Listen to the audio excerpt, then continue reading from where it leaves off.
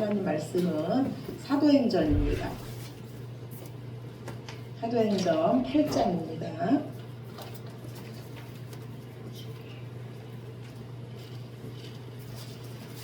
신약성경 사도행전 8장입니다.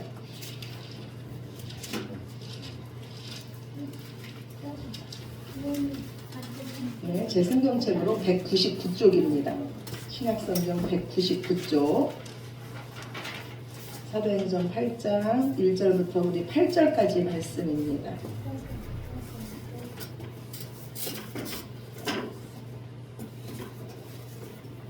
네, 우리 다 찾으셨으면 저와 여러분이 한 절씩 교독합니다. 제 성경책으로 199쪽입니다.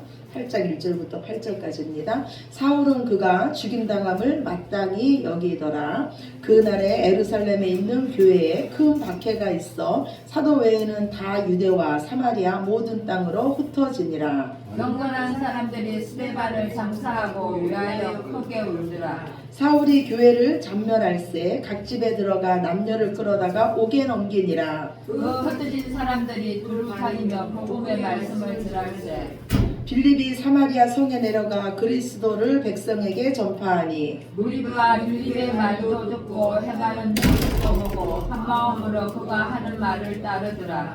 많은 사람에게 붙었던 더러운 귀신들이 크게 소리를 지르며 나가고 또 많은 중풍병자와 못 걷는 사람이 나오니 그 성에 큰 기쁨이 있더라. 아멘. 예. 저와 여러분을 향하신 하나님의 뜻은요, 재앙이 아니라 평안입니다. 우리에게 생명을 주되 더 풍성히 주시는 것입니다. 항상 기뻐하라, 쉬지 말고 기도하라, 모든 일에 감사하라. 이것이 바로 우리를 향하신 하나님의 뜻입니다. 그러나 우리 삶에는요, 분명히 희노애락이 있습니다. 웃을 때가 있으며 울 때가 있습니다. 평안할 때도 있으며 두려워할 때도 분명히 있습니다.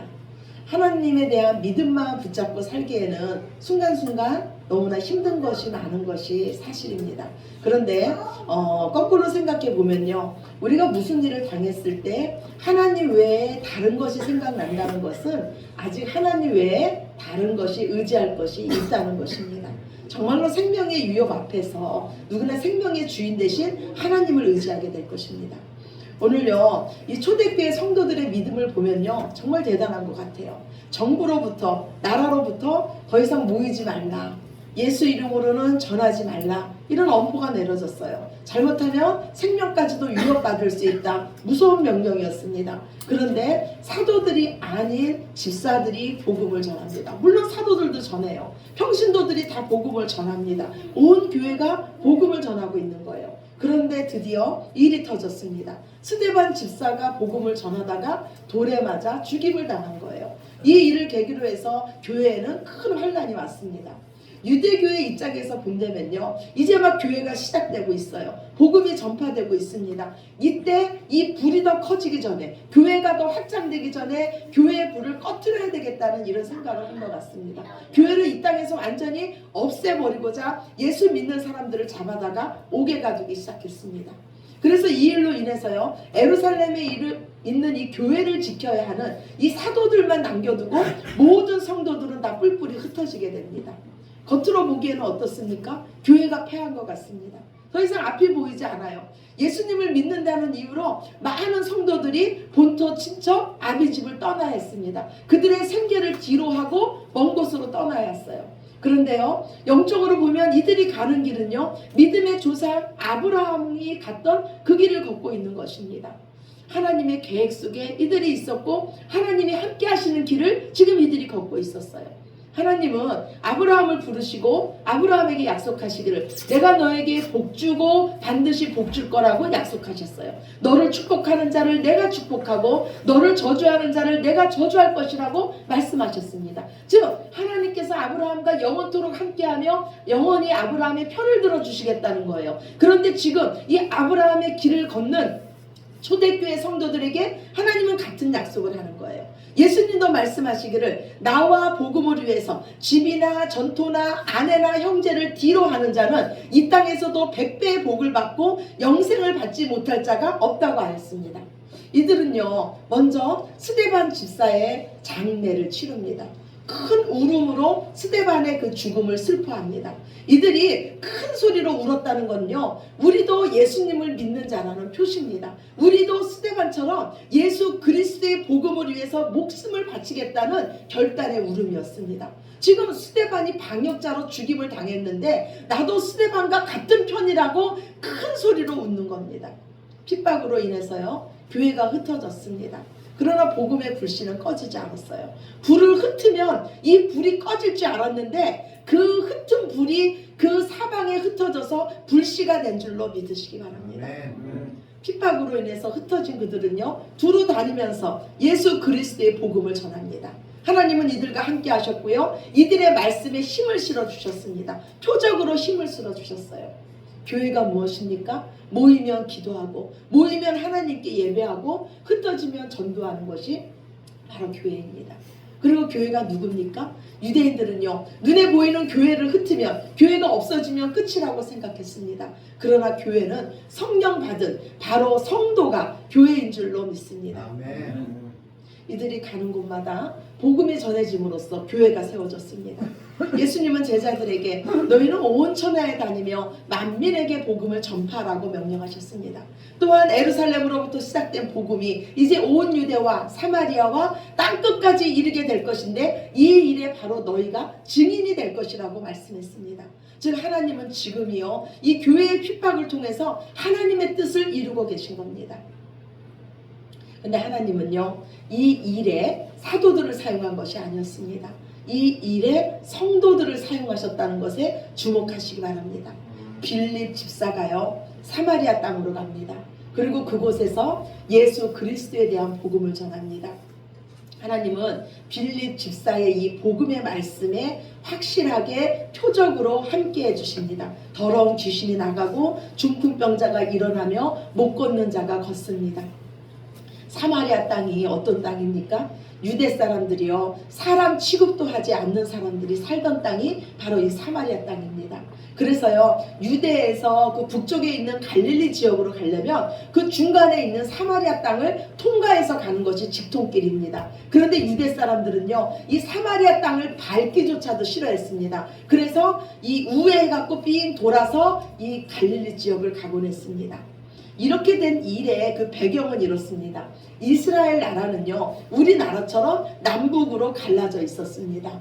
북쪽을 북이스라엘이라고 했고 남쪽을 남유다라고 했습니다. 그런데 먼저 이 북이스라엘이 아수르에 의해서 멸망을 당합니다. 그리고 이어서 남유다도 바벨론에 의해서 멸망을 당합니다. 이 아수르와 바벨론의 정책은 뭐였냐면요 이들의 민족의 정체성을 없애버리는 거였어요. 그래서 이들은요 혼혈 정책을 썼습니다. 아수르 사람들과 결혼하는 자는 특혜를 줄 것이다. 우리나라 민족 같은 특혜를 줄 것이다. 바벨론 사람과 결혼하는 자는 우리나라 국민으로 인정해주고 특혜를 줄 것이다. 이때 이 북이스라엘 사람들은요 이 특혜를 누리기 위해서 아수르 사람과 결혼해서 혼혈 민족이 됐습니다. 그런데 같은 포로 생활을 했음에도 이 남유다 백성들은요 어려움을 겪으면서도 끝까지 민족의 정체성을 지켰습니다.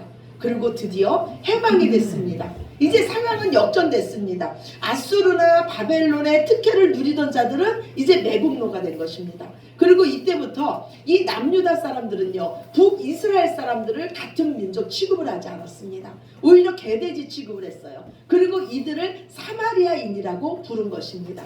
그런데 예수님께서 오셔서 유대인으로서 이 사마리아 땅으로 일부러 가십니다. 그리고 그곳에서 한 여인을 만나서 복음을 증거해 주십니다. 그리고 오늘 빌립 집사가 그 사마리아 땅으로 들어가는 겁니다. 복음의 힘은요 이렇게 놀랍습니다. 복음은요 우리를 하나로 만듭니다. 복음은요 우리가 주 안에서 하나임을 알게 합니다. 그래서 복음에는요 차별이 없습니다. 그래서 주 예수 그리스도의 이 복음이 들어가는 것마다 여성의 인권이 회복되고 노예가 해방되는 것입니다. 하나님은요 이 복음 전하는 일에 우리 모두를 부르신 줄로 믿으시기 바랍니다. 오늘 이 복음 전하는 자들이 특별한 자들입니까? 하나님은 특별한 사람을 사용하시는 것이 아니라 성도라면 누구든지 사용하실 수 있는 우리가 믿는 하나님은 전지전능하신 하나님이십니다. 하나님은요 약한 자를 들어서 강한 자를 부끄럽게 하는데 능하신 하나님이십니다. 우리가 믿는 하나님은 미련한 자를 들어서 지혜로운 자를 부끄럽게 하시는데 능한 자십니다. 그리고 하나님은 저와 여러분 같은 자를 들어서 많은 사람들을 주께로 돌아오게 하는데 능하신 분이신 줄로 믿으시기 바랍니다.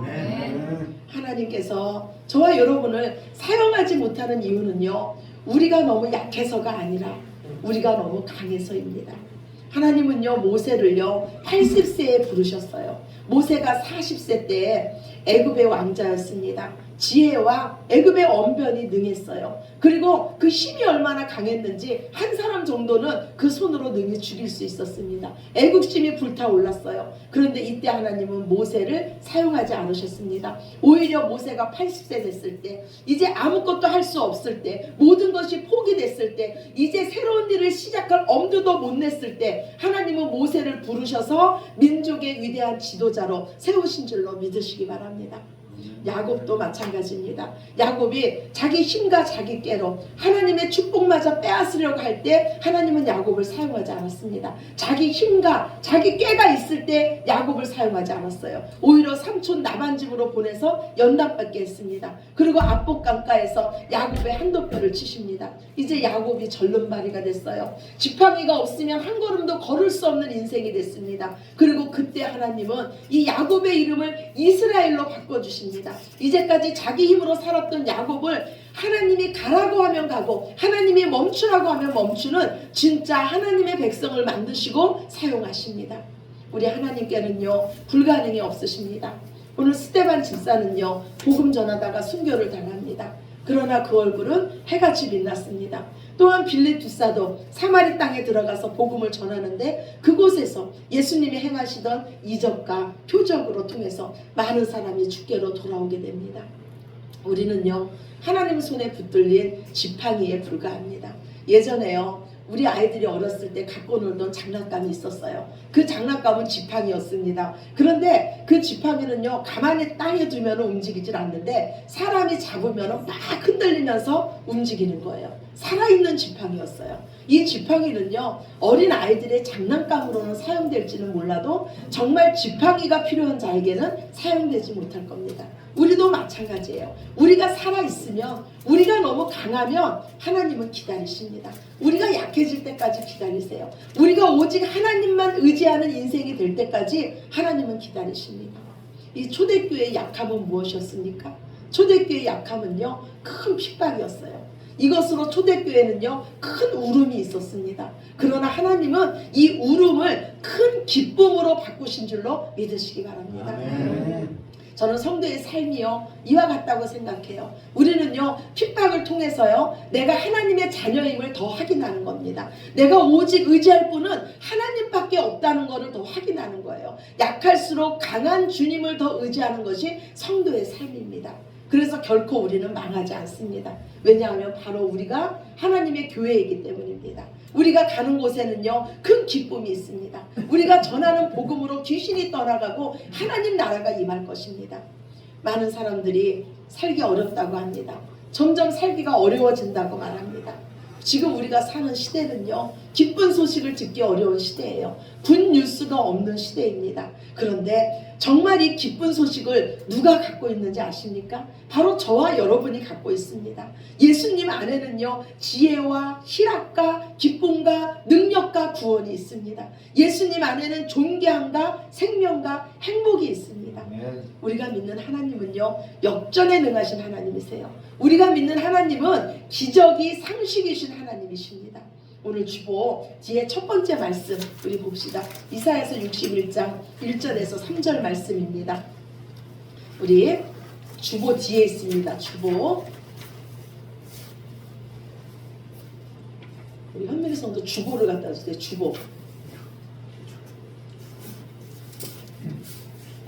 예, 주보 뒤에 이사야서 61장 1절에서 3절 말씀 우리 함께 보겠습니다. 주 여호와께서 내게 영을 주셨다. 여호와께서 내게 기름을 부으셔서 가난한 사람들에게 기쁜 소식을 전하게 하셨다. 주께서 나를 보내셔서 마음이 상한 사람을 위로하고 포로에서 자유를 선포하고 갇힌 사람에게 해방을 선포하게 하셨다. 또 여호와께서 자비를 베푸실 때와 악한 백성을 심판하실 날을 선포하여 슬퍼하는 모든 사람을 위로하게 하셨다. 여호와께서는 시온에서 슬퍼하는 사람들에게 죄를 뿌리는 대신 왕관을 씌워주며 슬픈 대신 기쁨의 기름을 발라주며 절망 대신 찬양의 옷을 입혀주실 것이다. 이제 그들은 의의 나무라 불릴 것이며 여호와께서 자신의 영광을 나타내시려고 심으신 나무라 불릴 것이다. 아멘. 이거는요 누구에 대한 말씀이냐면요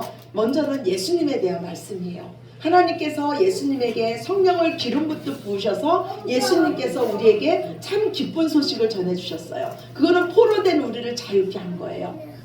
죄의 감옥에 갇혀있던 우리들에게 해방이 선포된 것입니다. 우리는 주 안에서 자유한 자들이에요. 예수님은 우리의 슬픔을 기쁨으로 바꾸셨고 우리의 절망을 찬양으로 바꾸셨습니다. 그리고 하나님은 우리를 무엇이라고 부르시냐면 내가 심은 의의 나무라고 부르세요. 우리는 의의 열매가 맺혀지는 하나님이 심으신 의의 나무입니다. 이 의의 나무는 오직 하나님의 영광을 나타내는 나무입니다. 그런데 예수님께서 말씀하시기를 내가 진실로 진실로 너희에게 이르노니 나를 믿는 자는 내가 하는 일을 그도 할 것이요 또한 그보다 더 큰 일을 하리니 이는 내가 아버지께로 감이라 라고 말씀하세요. 즉 예수님께서 하나님께로 올라가심으로써 우리에게 성령을 기름 붓듯 부어주셨습니다. 이제 예수님이 우리에게 하신 일이 우리의 일이 됐습니다. 우리는 참 기쁜 소식을 가지고 포로된 자를 자유케 하며 슬픔을 기쁨으로 절망을 찬송으로 바꾸는 자들인 줄로 믿으시기 바랍니다. 우리에게는요 예수님의 이름이 있어요. 예수님의 이름이 있는 자가 이 세상의 모든 것을 다 가진 자예요. 예수님의 이름이 있는 자를 하나님은 뭐라고 부르시냐면 유명한 자라고 부르세요. 여러분 유명한 자 되고 싶습니까? 유명한 자는 뭐예요? 이름이 있다는 거예요. 이름이 있다는 거잖아요. 근데 성경은 뭐라 그러냐면 예수 그리스도의 이름이 있는 자가 유명한 자고 영원한 천국을 소유한 자가 부유한 자고 많은 사람을 영원한 천국으로 인도해서 부욕케 하는 자가 모든 것을 가진 자라고 말씀하고 계십니다.